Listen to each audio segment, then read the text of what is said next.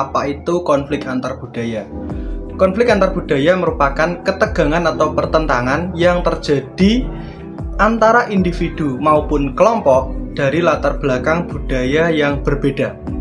Konflik ini timbul karena perbedaan nilai, norma, kebiasaan, bahasa yang dipengaruhi masing-masing pihak yang terlibat.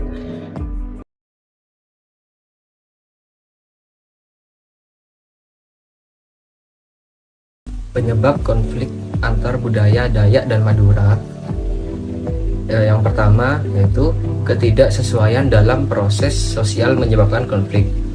Prasangka sosial atau stereotip negatif terhadap etnis seorang disebabkan oleh ketidakmampuan mereka untuk memahami budaya etnis yang berbeda. Kurangnya pemahaman empatik juga berkontribusi terhadap kegagalan komunikasi antar budaya antara suku Dayak dan suku Madura. Tentu saja sikap saling memahami harus membalas mengimbangi. Hanya setelah itu akan timbul pemahaman yang saling berkesinambungan. Kebijakan transmigrasi yang tidak berdasarkan pada kajian yang mendalam mengenai kebudayaan suku tempatan dan suku transmigrasi. Nah, ini ada keterkaitannya dengan kebijakan dari pemerintah gitu.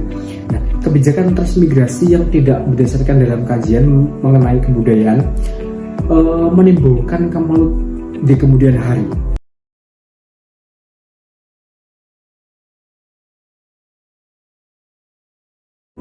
Dampak konflik antar budaya Madura dan Dayak.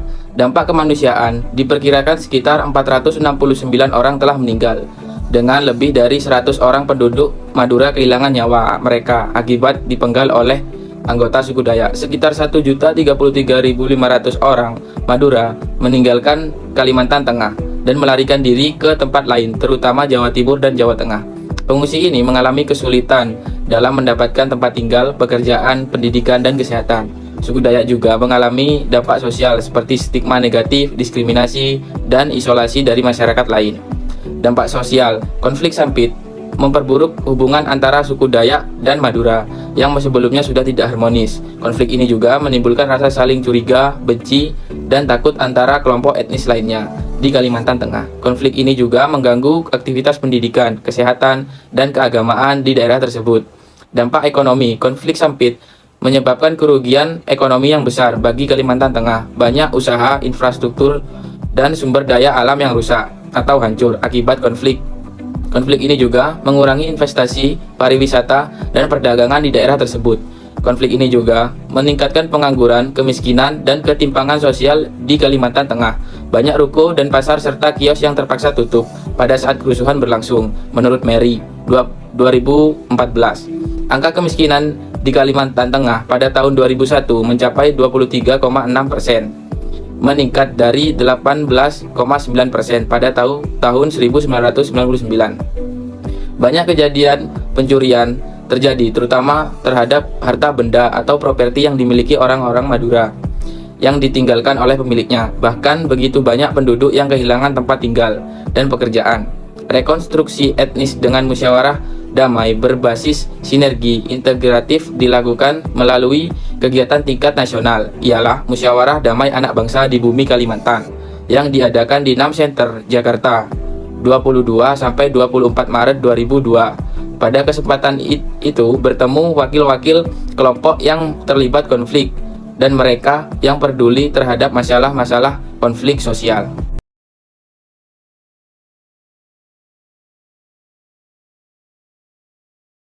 Selanjutnya adalah penyelesaian konflik sampai tahun 2001, yakni yang pertama, kesamaan tujuan yang dicapai melalui model sinergi integratif yang dilakukan oleh perwakilan masyarakat dan pemerintah, yakni yang pertama, menciptakan suasana aman dan damai, menegakkan prinsip-prinsip persatuan dan kesatuan sebagai perwujudan Sumpah Pemuda, serta mensukseskan program reformasi yang demokratis, anti-anarkis, dan menghargai kebinekaan dalam keikaan dalam wadah negara kesatuan Republik Indonesia.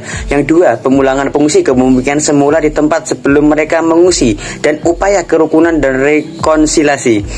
Yang ketiga, jaminan keamanan umum oleh negara dengan dukungan aparatur keamanan dan aparatur penegak hukum serta tokoh-tokoh masyarakat. Yang keempat, yakni penghormatan pada hak asasi manusia atau HAM.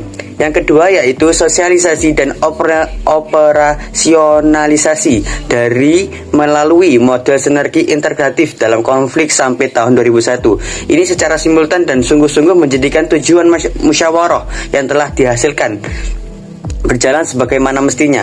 Adapun hal yang ingin dicapai meliputi berbagai hal, di antaranya A. Penghentian konflik dan menjaga agar konflik tidak terulang lagi. B. Perwujudan rekonsiliasi di semua strata sosial masyarakat.